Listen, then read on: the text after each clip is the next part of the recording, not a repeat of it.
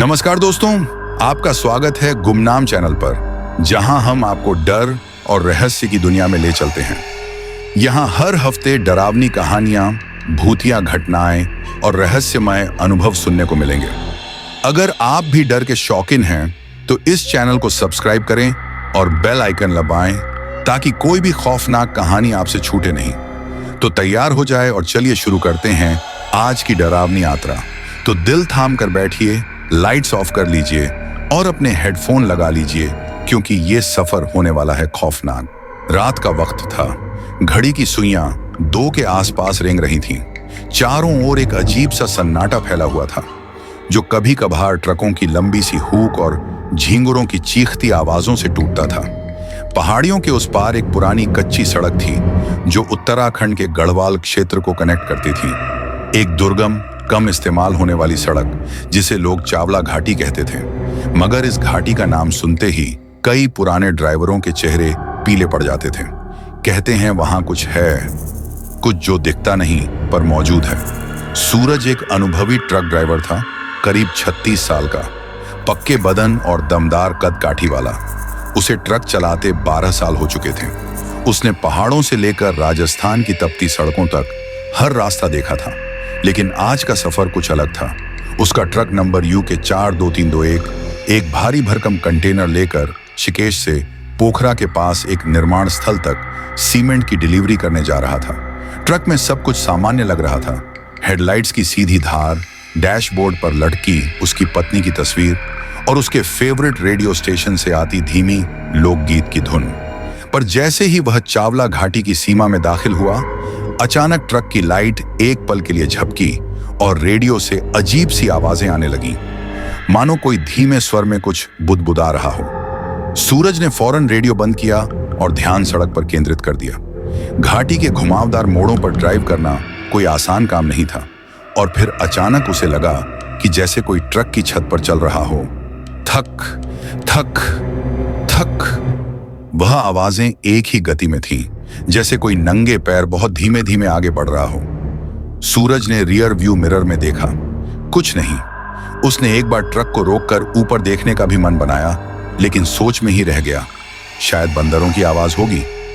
पर इस बार उसके ट्रक का स्टीयरिंग अपने आप थोड़ा सा खींच गया। ऐसा पहले कभी नहीं हुआ था। वो ट्रक के केबिन से थोड़ा झुककर देखता है कि कहीं टायरों के नीचे कोई पत्थर या गड्ढा तो नहीं। तभी सामने सड़क पर कुछ सफेद झलकता है। एक लड़की खड़ी थी, सफेद साड़ी, लंबे खुले बाल और चेहरा कुछ ऐसा जैसे रात की स्याही में भी चमक रहा हो। सूरज ने फौरन ब्रेक लगाया। ट्रक तेज आवाज के साथ रुक गया, लेकिन जब उसने उतरकर देखा, वहां कोई नहीं था। ये आंखें धोखा खा रही हैं, उसने खुद को समझाया और फिर ट्रक में बैठकर चल दिया। लेकिन तभी ट्रक की हेडलाइट्स एक बार फिर से फड़कने लगीं और रेडियो ने खुद ब खुद बजना शुरू कर दिया। इस बार किसी बच्चे की हंसी की आवाज, और फिर वही आवाज बोली, चावला का रास्ता छोड़ दो, वो तुम्हें ले जाएगी, वो तुम्हें देख रही है। सूरज ने फौरन ट्रक रोका, इंजन बंद किया और ट्रक से बाहर निकलकर गहरी सांस ली। पसीने से तर। चारों ओर कुछ नहीं था, बस जंगल की सरसराहट और ऊपर से झुके हुए सागौन के पेड़ों की चुप्पी। यह कोई छलावा है, वह बुदबुदाया। उसने कई कहानियां सुनी थी, ट्रक ड्राइवरों को बहकाने वाले चहल पहल के भूत जो सफेद साड़ी में आते हैं, या जिनकी छाया ही इंसान को अंधेरे में खींच ले जाती है।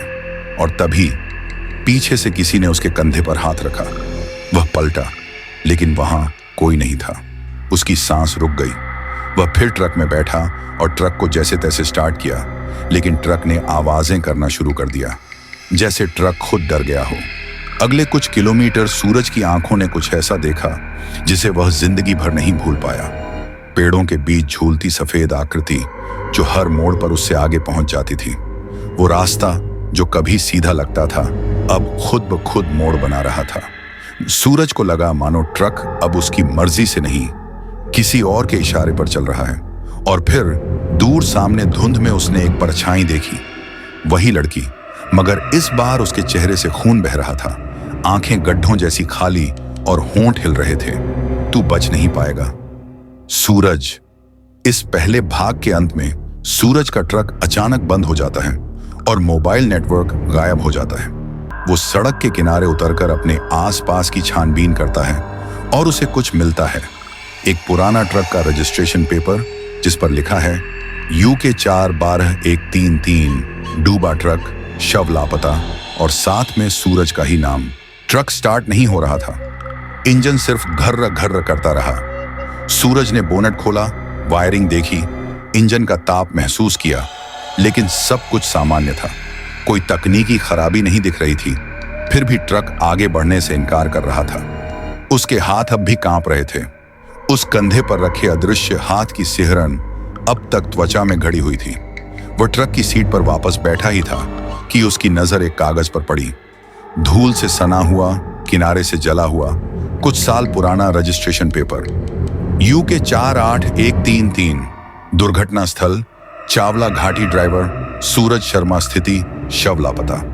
उसके दिमाग में जैसे विस्फोट हुआ। वह खुद को पढ़ रहा था, उसका ही नाम, वही घाटी और शव लापता। उसका तो शरीर यही है, जिंदा। मगर यह दस्तावेज कैसे यहां आया? उसे अचानक एक झटका लगा। कहीं वह पहले इस रास्ते से गुजर चुका है या वह मर चुका है। उसने ट्रक से उतरकर जंगल की ओर देखा। धुंध कुछ अधिक गहरी हो चुकी थी। हर तरफ अजीब सन्नाटा था और तभी हवा में एक आवाज गूंजी, तू पहले भी आया था सूरज, इस बार मत भाग। पेड़ों के बीच से एक आकृति उभरी, वही सफेद साड़ी वाली स्त्री। अब उसका चेहरा साफ दिखाई दे रहा था, मगर डरावना। एक आंख बुरी तरह फूली हुई, दूसरी बिल्कुल काली, बाल उलझे हुए और खून में सने। वह चुपचाप सूरज की ओर बढ़ रही थी। सूरज ने दौड़कर ट्रक की चाबी घुमाई। ट्रक अचानक स्टार्ट हो गया, जैसे डर गया हो, जैसे खुद बचना चाहता हो। सूरज ने गियर में डाला और ट्रक को पूरी रफ्तार में दौड़ाना शुरू किया।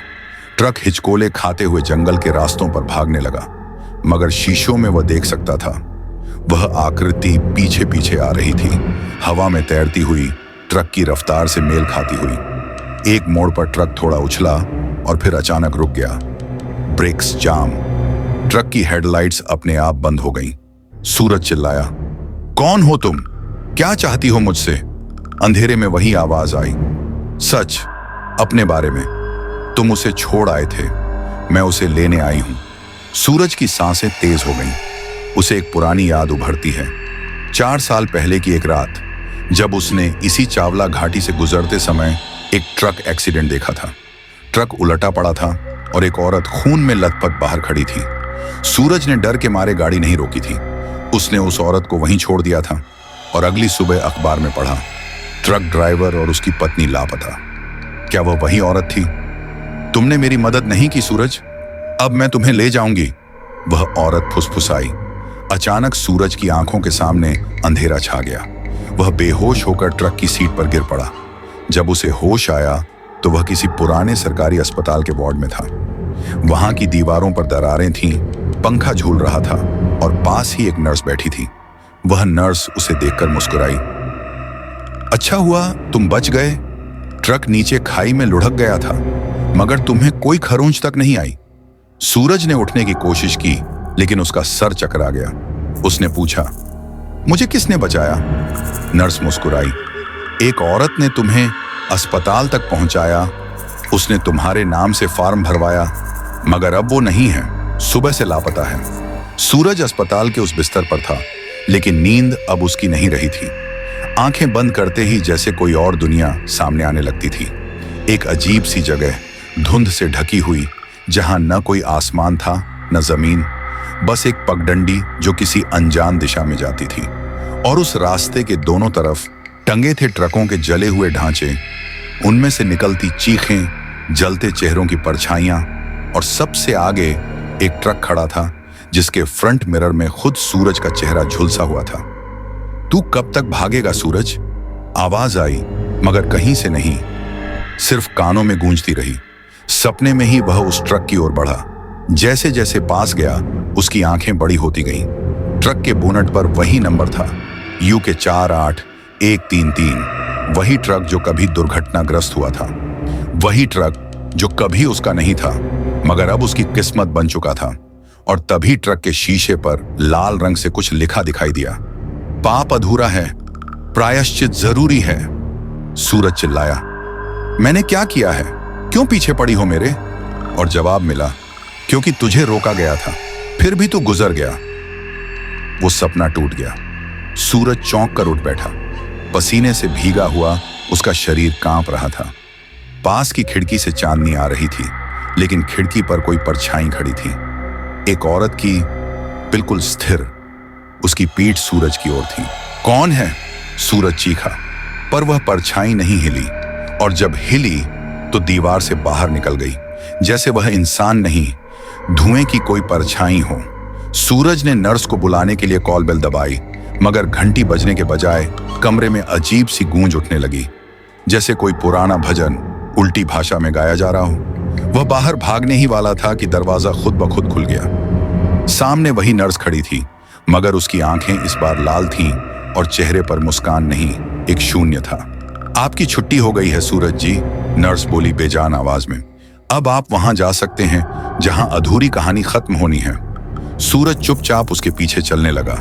अस्पताल से बाहर निकलते वक्त वह देखता है कि हर कोना अब वीरान है, जैसे पूरा अस्पताल ही कोई सपना था या कोई भूतिया जाल। बाहर उसका ट्रक खड़ा था, ठीक वैसा जैसा एक्सीडेंट से पहले था, चमकता हुआ, नया, मगर नंबर वही पुराना, यूके 48133। उसने धीरे धीरे ट्रक की ड्राइविंग सीट खोली। सीट पर धूल थी, मगर एक गुलाब रखा हुआ था, मुरझाया हुआ, खून से सना। उसने ट्रक स्टार्ट किया। बिना किसी रुकावट के इंजन चालू हो गया। रेडियो अपने आप चल पड़ा और उसमें एक बच्ची की आवाज आई, क्या इस बार तू मदद करेगा सूरज अंकल? सूरज का पूरा शरीर सिहर उठा।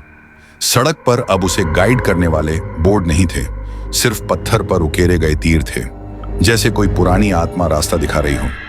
ट्रक अब चावला घाटी से बाहर नहीं, भीतर की ओर जा रहा था, किसी ऐसे गांव की तरफ जहां समय थम चुका था और जहां कुछ लोग अब भी उसकी राह देख रहे थे। सड़क पर चलते चलते सूरज को सामने फिर वही लड़की दिखी, सफेद साड़ी, खुला बाल, मगर अब वह मुड़ी नहीं, बल्कि चलती रही, और ट्रक अपने आप उस दिशा में मुड़ गया। आपका स्वागत है गुमनाम चैनल पर, जहां डर सिर्फ कहानियों में नहीं, आत्मा में बसता है। पिछली कड़ी में आपने देखा कि सूरज अब एक ऐसे ट्रक में सफर कर रहा है जो उसे किसी अनदेखी शक्ति के आदेश पर चला रहा है। एक ट्रक जिसका नंबर उसी मृत ट्रक का है जो कभी एक हादसे में तबाह हुआ था। अब रास्ता किसी अज्ञात गांव की ओर जा रहा है, जहां समय रुक चुका है और किसी कब्र पर पहले से सूरज का नाम लिखा है। तो आइए उस मोड़ की ओर बढ़ते हैं जहां इस रहस्य की परतें खुलनी शुरू होंगी। सूरज अब ट्रक चला रहा था, लेकिन ऐसा नहीं लग रहा था कि वह किसी असली सड़क पर है। यह कोई और ही दुनिया थी, जहां तारों की जगह पेड़ों की सूखी शाखाएं लटक रही थीं और सड़क पर पत्थरों से बना एक कच्चा रास्ता दिखाई दे रहा था, जो हवा में धीरे धीरे बिखरता जा रहा था। ट्रक उस पर चलता रहा, बिना किसी आवाज, बिना किसी कंपन के, मानो ट्रक अब सड़कों का नहीं, किसी दूसरी दुनिया का वाहन बन चुका था। सामने एक टूटी हुई लोहे की तख्ती दिखाई दी, जिस पर मिटे हुए अक्षरों में कुछ पढ़ा जा सकता था, भूत गांव, प्रवेश निषिद्ध। सूरज के शरीर में झुरझुरी दौड़ गई। यह गांव किसी नक्शे में नहीं था और ना ही किसी ट्रक ड्राइवर ने कभी इसका जिक्र किया था। जैसे ही ट्रक गांव की सीमा में दाखिल हुआ, सड़क अपने आप गायब हो गई। अब सिर्फ कीचड़, पत्थर और सूखे पेड़ों का जंगल था। ट्रक अपने आप रुक गया, जैसे उसे अब आगे नहीं जाना। सूरज ने ट्रक से उतरकर चारों ओर देखा। गांव वीरान था, लेकिन वहां के घर आधे टूटे, आधे झुके हुए थे, जैसे किसी ने जानबूझकर उन्हें वहीं जिंदा दफन किया हो। एक पुराना मंदिर दिखाई दिया, जिसकी दीवारों पर रक्त से सने हाथों के निशान थे। मंदिर के सामने एक छोटा सा कब्रिस्तान था, बिल्कुल चुप, मगर वहां की चुप्पी भी चिल्ला रही थी। सूरज जैसे खींचता हुआ उस कब्रिस्तान की ओर बढ़ा, और वहां एक कोने में उसे एक कब्र दिखाई दी। न मिट्टी नई थी, न फूल ताजा, लेकिन पत्थर पर लिखा नाम उसे सांस लेना भी मुश्किल कर गया। सूरज शर्मा, मृतक, 17 नवंबर 2021। उसने जोर से चीख मार दी, नहीं, मैं मरा नहीं, मैं जिंदा हूं। पर उसी क्षण हवा में अजीब सी बुदबुदाहट उठी, जैसे जमीन के नीचे से कोई बोल रहा हो। मंदिर की घंटी अपने आप बजने लगी और कब्र के सामने खड़ा वो सूखा पीपल का पेड़ अचानक हिलने लगा, जैसे कोई अदृश्य शक्ति उसे झकझोर रही हो। अचानक उसी पेड़ के पीछे से एक लड़की बाहर निकली, वही सफेद साड़ी, वही लाल आंखें, लेकिन इस बार उसका चेहरा जला हुआ था। गर्दन एक तरफ को मुड़ी और होंठ सिल दिए गए थे, जैसे किसी ने जबरदस्ती उसका मुंह बंद किया हो। उसने सूरज की ओर हाथ बढ़ाया और आंखों से ही बोली, अब याद आया, तूने हमें यहां मरने के लिए छोड़ दिया था। सूरज पीछे हटने लगा। वह चीखते हुए बोला, मैंने कुछ नहीं किया, मैं बस डर गया था। मैंने तुम्हें देखा तो था, पर रुक नहीं पाया। वो आकृति धीरे धीरे पास आई और फिर उसी कब्र की मिट्टी में समा गई। मिट्टी अपने आप हिलने लगी, जैसे कोई भीतर से बाहर आ रहा हो। तभी कब्र फट गई और वहां से निकली एक दूसरी आकृति जो बिल्कुल सूरज जैसी थी, एक मृत सूरज। उसके बदन पर उसी तरह की जैकेट, वही जीन्स, वही ट्रक ड्राइवर की घड़ी, लेकिन चेहरा सड़ा हुआ, आंखें धंसी हुई और होंठों पर एक गंदी मुस्कान। मरा हुआ सूरज बोला, अब मेरी बारी है चलाने की इस ट्रक को और तुम्हें मेरे अंदर समाने की। जीवित सूरज चिल्लाया, नहीं, और वापस ट्रक की ओर भागा। मगर ट्रक अब वहां नहीं था।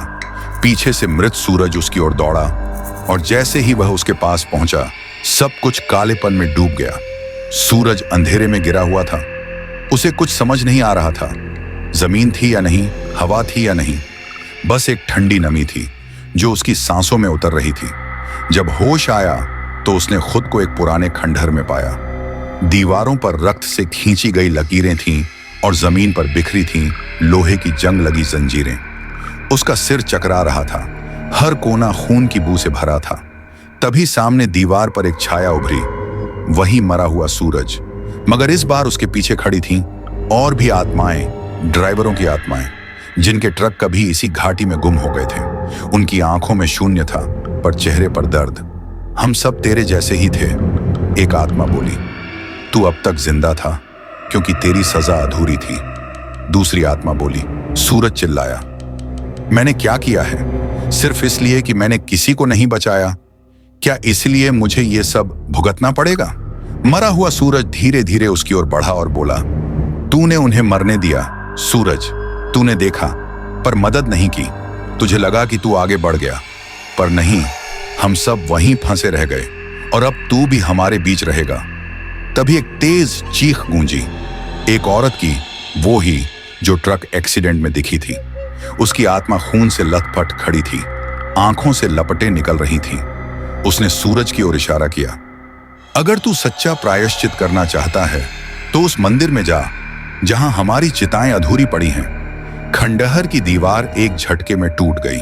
सूरज ने देखा कि बाहर जंगल में एक टूटा फूटा पुराना मंदिर था, जिसकी एक दीवार पर लिखा था, शांति के लिए जलाओ उन आत्माओं के लिए जो राह देखती हैं। सूरज उठ खड़ा हुआ। उसे समझ आ गया कि वह तब तक आजाद नहीं हो सकता जब तक उन आत्माओं को मुक्ति न मिले। वह झटके में बाहर भागा।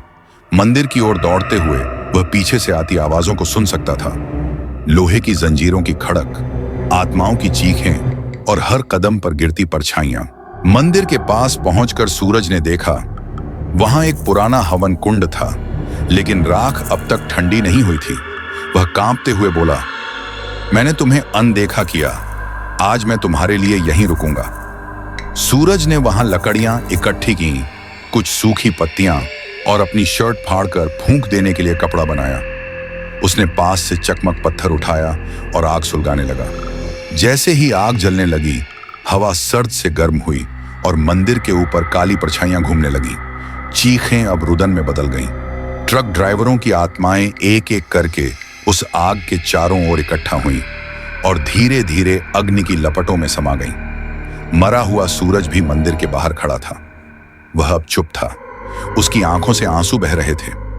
अब तुझे मेरी जगह लेने की जरूरत नहीं, उसने कहा। तू अब मुक्त है। और उसके इतना कहते ही उसकी देह राख में बदल गई और हवा में उड़ गई। सूरज वहीं बैठ गया, थका हुआ मगर हल्का। पहली बार उसकी सांस में जीवन था। पहली बार उसे महसूस हुआ कि वह जिंदा है, सही मायनों में। सुबह की पहली किरण उस गांव के टूटे मंदिर की दीवार पर पड़ी। सूरज उठा और देखा, उसका ट्रक वहीं खड़ा था, धूल और कीचड़ में सना, मगर असली, उसका अपना ट्रक।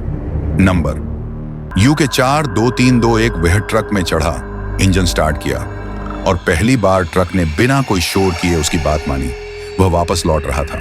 पीछे छूट रहा था भूतगांव, जो अब शांत था। न कोई परछाई, न कोई चीख। सुबह की सुनहरी किरणें सूरज के ट्रक के शीशों पर पड़ रही थीं। पहाड़ों की घाटियां पीछे छूट चुकी थीं और अब उसके सामने था समतल मैदान। वो रास्ता जो उसके गांव जाता था, जहां माँ बाप इंतजार करते थे और दोस्त राह तकते थे। मगर सूरज को अब अपनी पहचान पर ही शक होने लगा था। पिछले 3 दिनों में जो हुआ वह सपना नहीं था, वह हकीकत थी जो उसकी आत्मा पर गहरे घाव छोड़ गई थी। ट्रक की हर आवाज अब उसे सतर्क कर देती थी। ब्रेक की चरमराहट, रेडियो की सिसकी और शीशे में आती परछाइयां। उसने कई बार शीशे में कुछ देखा, जैसे कोई पीछे की सीट पर बैठा हो, मगर जब वह मुड़कर देखता वहां कुछ नहीं होता। गांव के नजदीक पहुंचते ही सूरज की धड़कन तेज हो गई। चौक, मंदिर, पुराना स्कूल, सब कुछ वैसा ही था जैसे वह छोड़कर गया था। लोग हैरानी से उसे देख रहे थे, जैसे किसी को देखकर यकीन ना हो रहा हो। अचानक एक बच्चा भागते हुए आया और बोला, माँ माँ देखो, सूरज चाचा वापस आ गए। लेकिन ये तो... बच्चा चुप हो गया। उसकी माँ आई, पर जैसे ही उसकी नजर सूरज पर पड़ी वह सहम गई। पीछे हटती हुई बोली, नहीं, ये सूरज नहीं हो सकता, सूरज तो मर गया था। क्या बकवास कर रही हो, मैं ही सूरज हूं। सूरज चीखा, तुम्हें हो क्या गया है? तभी गांव के मुखिया आ गए। उन्होंने हाथ जोड़े और कहा, बेटा सूरज, 3 साल पहले तू एक एक्सीडेंट में मर गया था। हम सब ने तेरी मिट्टी की कसम खाई थी, तेरी तेहरवी भी की थी। सूरज को कुछ सुनाई नहीं दे रहा था। वह दौड़ता हुआ अपने घर गया। दरवाजा खटखटाया। मां ने खोला और उसके देखते ही पीछे हट गई। उसके हाथ से पूजा की थाली गिर गई। बेटा, मां के मुंह से निकला, तेरी तो तस्वीर राखी के नीचे रखी है, तू... सूरज गुस्से से दहाड़ा, मैं जिंदा हूं, देखो, मैं सांस ले रहा हूं, चल रहा हूं, तुम्हें सब कुछ कैसे भूल गया? मगर तभी घर के अंदर से आवाज आई, सूरज, बाहर मत जाना, वो कोई और है। सूरज ने देखा, वह खुद अंदर बैठा था, बिल्कुल उसी जैसा, जिंदा, मां के पास बैठा, सिर पर पट्टी बांधे हुए। ये क्या हो रहा है? सूरज कांप गया। अगर मैं यहां हूं तो ये कौन है? तभी पीछे से किसी ने धीरे से कान में फुसफुसाया, मैं वो हूं जो तेरे साथ लौट आया है। सूरज पलटा, पीछे कोई नहीं था। अब वह दौड़ता हुआ बाहर निकला, ट्रक की ओर। मगर ट्रक बदल चुका था, नंबर प्लेट मिट चुकी थी और शीशे पर खून से लिखा था, तू लौट आया, मगर मैं भी तेरे साथ आया हूं। वह भागा, ट्रक स्टार्ट करने की कोशिश की, लेकिन इंजन ने इनकार कर दिया। तभी शीशे पर वही चेहरा उभरा, मरा हुआ सूरज, मुस्कुराता हुआ, और उसके साथ साथ कई और चेहरे जिनकी मुक्ति अधूरी रह गई थी। सूरज की आंखों के आगे अंधेरा छा गया। जब होश आया तो वह अपने गांव के पुराने कुएं के पास पड़ा था, अकेला। गांव वालों का कहना था कि उसे वहां कोई घसीटते हुए लाया था, लेकिन कोई उसे लाया कौन, किसी ने नहीं देखा। मगर सूरज के पास अब एक चीज थी, एक पुराना ताबीज जो कभी उसकी दादी उसे देती थी और जो उसके मरने के बाद कब्र में रखा गया था। उस रात सूरज नींद में नहीं गया, नींद खुद उससे दूर भाग चुकी थी। वह मंदिर के पास उस पुराने कुएं के किनारे बैठा रहा, जहां बचपन में वह और उसके दोस्त छुपन छुपाई खेलते थे। लेकिन अब सब कुछ बदल चुका था। हवा में सन्नाटा था और हर झोंके में कोई नाम पुकारता महसूस होता था। अचानक मंदिर की घंटी अपने आप बज उठी। रात के 2 बजे मंदिर की दीवार से एक छाया उतरती हुई नजर आई, वही जो ट्रक के शीशे पर दिखती थी। मगर इस बार वह इंसानी आकार में नहीं थी, सिर्फ धुआं जिसमें 2 आंखें चमक रही थीं। अब तू नहीं बचेगा सूरज, वह फुसफुसाई, तेरा ट्रक अब तेरा नहीं। सूरज कांपता हुआ मंदिर के भीतर भागा। वहां उसने देखा, शिवलिंग के पास वही ताबीज रखा हुआ था जो उस दिन कुएं के पास उसकी जेब में मिला था। उस ताबीज को छूते ही एक झटका सा लगा और एक याद कौंधी। फ्लैशबैक। साल 2021 ट्रक का एक्सीडेंट हुआ था जिसमें एक औरत और उसकी बेटी मारे गए थे। सूरज उस रात वहां से गुजरा था। उसने देखा था वो खून, वो टूटा ट्रक, वो चिल्लाती बच्ची, लेकिन उसने ट्रक नहीं रोका। डर के मारे वह आगे निकल गया और अब वह आत्मा उस ट्रक में समा चुकी थी। वर्तमान सूरज की आंखें खुली। उसने वो ताबीज उठाया और मंदिर के बाहर दौड़ पड़ा। वो जान चुका था उस ट्रक को रोकने के लिए, उस आत्मा को मुक्त करने के लिए उसे उसी जगह जाना होगा जहां यह सब शुरू हुआ था। चावला घाटी का मोड़। ट्रक अब वहीं खड़ा था, गांव के किनारे, उसकी ही प्रतीक्षा में। लेकिन ट्रक अब वैसा नहीं रहा था। उसके पिछले हिस्से पर खून के छींटे थे और बाईं खिड़की के शीशे पर किसी नाखून से लिखा गया था, लौटा दे जो तूने छीन लिया। सूरज ने डरते हुए दरवाजा खोला। अंदर बैठते ही उसे झटका लगा। स्टीयरिंग अपने आप घूमने लगा। रेडियो से वही बच्ची की आवाज सुनाई दी, तूने मेरी मां को मरते देखा, अब मेरी नींद तुझसे पूरी होगी। ट्रक ने अपने आप इंजन स्टार्ट किया और पूरी रफ्तार से गांव से निकल पड़ा। सूरज कुछ नहीं कर पा रहा था। स्टीयरिंग उसके हाथ में था, लेकिन वो उसकी नहीं रही।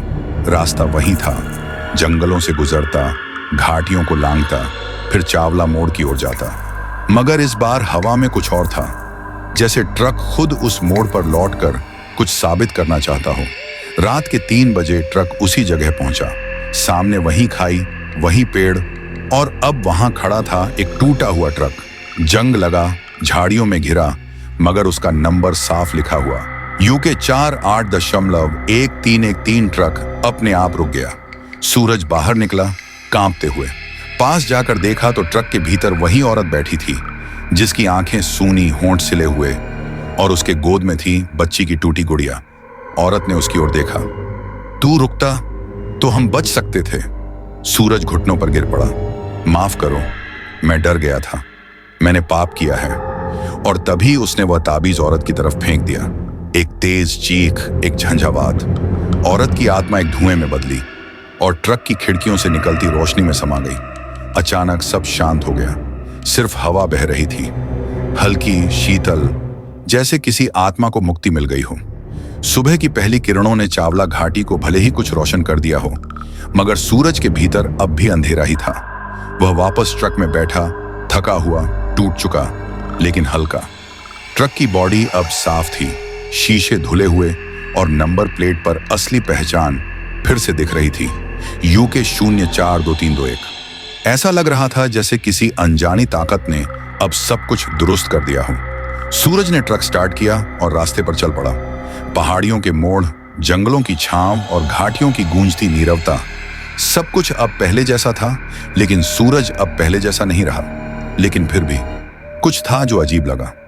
रेडियो स्टार्ट करने पर उसमें से अचानक लोकगीत बजने लगे, पुराने पहाड़ी भाषा में। सूरज ने हैरानी से घुमा दिया, लेकिन जैसे ही उसने वॉल्यूम कम किया, स्पीकर से किसी की सांस लेने की आवाज आई, धीमी पर भारी। वह मुड़ा, पीछे कोई नहीं था। अचानक पीछे की सीट पर कुछ गिरने की आवाज आई। सूरज ने ब्रेक मारा और मुड़ा। वहां एक छोटी सी चीज पड़ी थी, गुड़िया। वही टूटी हुई, जल चुकी गुड़िया जो उस औरत की गोद में थी। मगर यह कैसे यहां आ सकती है? वह तो राख में बदल गई थी। सूरज ने उसे उठाया, हाथ कांपने लगे। तभी ट्रक की खिड़कियां धुंधली होने लगी और शीशों पर नमी से एक औरत की उंगली से लिखा गया, अब मेरी बारी है, तुझे सवारी नहीं, सजा मिली है। सूरज के पूरे शरीर में कंपी दौड़ गई। उसने ट्रक को रोकना चाहा, मगर ब्रेक फेल हो चुके थे। स्टीयरिंग अपने आप मुड़ने लगा। ट्रक पूरी रफ्तार में उसी सड़क पर दौड़ पड़ा, जो गांव की ओर नहीं, किसी और जगह की ओर जा रही थी। एक नई दिशा, एक अनजाना मोड़। सड़क अब सुनसान हो गई थी। मोबाइल नेटवर्क चला गया, जीपीएस बंद, और रेडियो में सिर्फ एक आवाज गूंज रही थी, तूने एक को मुक्त किया, लेकिन मुझे जगा दिया। सूरज चिल्लाया, कौन हो तुम? जवाब आया, वो औरत सिर्फ एक आत्मा थी। मैं उस मौत की परछाई हूं जो उन मौतों के नीचे दबकर दबी रही जब तूने कई बार मदद से मुंह मोड़ा। मैं वो रूह हूं जिसे किसी ने नहीं देखा, लेकिन सब पर छड़ी रही। अब तुझसे उतरूंगी नहीं। तभी ट्रक एक अंधेरे सुरंग की ओर मुड़ा, जो पहले कभी वहां नहीं थी। सूरज ने जब आंखें खोली, ट्रक अब सुरंग के भीतर था। दीवारें रक्त से सनी थीं, छत से उलटी लटकती परछाइयां झूल रही थीं, और हर 10 मीटर पर दीवार पर लिखा था, तेरा अगला गुनाह सामने है। ट्रक की लाइट्स अपने आप चालू बंद होने लगी। एक मोड़ पर जैसे ही रोशनी बुझी, कुछ झटके से ट्रक के बोनट पर आ गिरा। सूरज उतरा। सामने एक महिला का अधजला शव पड़ा था। उसकी आंखें अब भी खुली थीं, मगर जैसे ही सूरज ने नजदीक जाकर देखा, वह शव उसकी मां का था। सूरज चीख उठा, नहीं मां, ये झूठ है। तभी वही धीमी सांस वाली आवाज आई, झूठ और सच का फर्क तभी मिटता है जब आत्मा गलती स्वीकारने से डरती है। अब तू डर के उस छोर पर पहुंच चुका है जहां से न वापसी है न रोशनी। सूरज ने खुद को जोर से थप्पड़ मारा, फिर दौड़कर ट्रक में बैठा और गियर मारा। ट्रक अपनी रफ्तार में बाहर की ओर भागा, सुरंग के उस अंतिम सिरे की ओर जहां एक हल्की सी रोशनी दिख रही थी। जैसे ही ट्रक बाहर निकला, सब कुछ शांत हो गया। वह अब एक पुराने वीरान इलाके में था। सामने एक बोर्ड था, मिटा हुआ, लेकिन उस पर लिखा था, चेतावनी, इस सड़क पर रात को न जाएं, यहां भटकी हुई सवारी मिलती है। सूरज अब उस सुरंग से बाहर आ चुका था, लेकिन बाहर की दुनिया पहले जैसी नहीं रही। सामने का रास्ता वीरान, टूटी हुई डामर की सड़क और दोनों ओर जले हुए पेड़, जैसे किसी ने इस जगह को समय से अलग कर दिया हो। वह अभी ट्रक में ही बैठा था, पसीने से भीगा हुआ और हांफता हुआ। सुरंग में जो हुआ वो किसी सपने जैसा लग रहा था, लेकिन सूरज जानता था कि यह सब सपना नहीं था। ट्रक के रेडियो से फिर वही धीमी फुसफुसाहट सुनाई दी और उसके तुरंत बाद एक औरत की कराहने जैसी आवाज गूंजी, तू भाग तो सकता है मगर छूट नहीं सकता। सूरज ने रेडियो बंद कर दिया और गुस्से में ट्रक की स्टीयरिंग पर मुट्ठी मार दी। बस करो, मुझे और कुछ नहीं सुनना, वह चिल्लाया। लेकिन तभी ट्रक की हेडलाइट अपने आप जल गई और सामने सड़क पर धुंध के बीच एक आकृति दिखाई दी। सफेद साड़ी, बिखरे बाल और हाथ में वही टूटी गुड़िया। सूरज के शरीर में बिजली सी दौड़ गई। ट्रक धीमे धीमे आगे बढ़ने लगा, बिना एक्सीलेटर के, जैसे कोई और चला रहा हो। सूरज ने ब्रेक दबाने की कोशिश की, लेकिन ब्रेक ने जवाब नहीं दिया। आकृति धीरे धीरे ट्रक की ओर बढ़ने लगी। सूरज ने शीशे से देखा। उसका चेहरा धुंधला था, लेकिन आंखें साफ दिखाई दे रही थीं, काली, गहरी और खाली। फिर आकृति ट्रक के सामने खड़ी होकर हवा में गायब हो गई। ट्रक झटके से रुक गया। सूरज हांफते हुए बाहर निकला और इधर उधर देखा, लेकिन वहां कोई नहीं था। वह अभी लौटने ही वाला था कि उसके पैरों के नीचे कुछ सरसराने लगा। उसने झुककर देखा। जमीन पर जली हुई राख में एक नाम लिखा था, सूरज शर्मा, दोषी। उसके होश उड़ गए। उसकी सांसें रुकने लगी। वह पीछे हटने ही वाला था कि उसकी नजर सड़क किनारे लगे एक पुराने बोर्ड पर पड़ी। उस पर समय की मार से शब्द मिट चुके थे, लेकिन फिर भी एक चेतावनी अब भी साफ थी। इस सड़क पर रात में अकेले यात्रा न करें। यहां भटकी हुई सवारी मिलती है, जो चढ़ती है वो कभी उतरती नहीं। सूरज को अब सब समझ में आने लगा था। वह आत्मा जिसे उसने मुक्ति दी थी, वो अकेली नहीं थी। उसकी छाया, उसकी पीड़ा और उसका गुस्सा अब भी ट्रक में बसा था। वह कांपते हुए ट्रक में वापस चढ़ा। इंजन अपने आप स्टार्ट हो गया। ट्रक अब नॉर्मल लग रहा था। स्टीयरिंग ठीक, ब्रेक काम कर रहा, रेडियो चुप। सूरज ने ट्रक मोड़ा और धीरे धीरे गांव की ओर चल पड़ा। रास्ते भर सब शांत था, लेकिन सूरज अब हर परछाई को देखकर चौकन्ना हो रहा था। हर मोड़ पर उसे लगता कोई चल रहा है उसके पीछे। हर झोंके में कोई आवाज आती, मगर वह खुद को समझाता रहा, सब खत्म हो चुका है, अब मैं अकेला हूं। गांव के पास पहुंचते पहुंचते सूरज को एक बार फिर कुछ असामान्य लगा। ट्रक के पिछले हिस्से से कुछ खटकने की आवाज आई। उसने शीशे से देखा, पीछे कुछ नहीं था, पर तभी ट्रक के अंदरूनी रियर व्यू मिरर में उसे एक चेहरा दिखा। वही औरत, पर अब उसका चेहरा आधा जला हुआ था। उसकी आंखें सीधे सूरज को घूर रही थीं। वो मुस्कुराई और उसकी आंख से एक काली बूंद गिरी, जैसे खून नहीं पर छाई टपक रही हो। सूरज चिल्लाया और झटके से ट्रक रोका। वह तुरंत बाहर कूदा और ट्रक के पिछले हिस्से की ओर दौड़ा, लेकिन वहां कुछ नहीं था। ट्रक पूरी तरह खाली था। वह धीरे धीरे ट्रक के पिछले हिस्से में चढ़ा और तब देखा, सीट पर वहीं टूटी हुई गुड़िया बैठी थी और उसके बाजू में खून से लिखा था, अब तू मेरी सवारी है। सूरज चीख पड़ा और पीछे हटते हुए नीचे गिर पड़ा। उसकी आंखें फटी की फटी रह गईं। उसने अब जाना कि ट्रक ने आत्मा को नहीं छोड़ा, आत्मा ने ट्रक को नहीं छोड़ा, और अब न वह आत्मा न वह ट्रक, सिर्फ सूरज ही बदला है।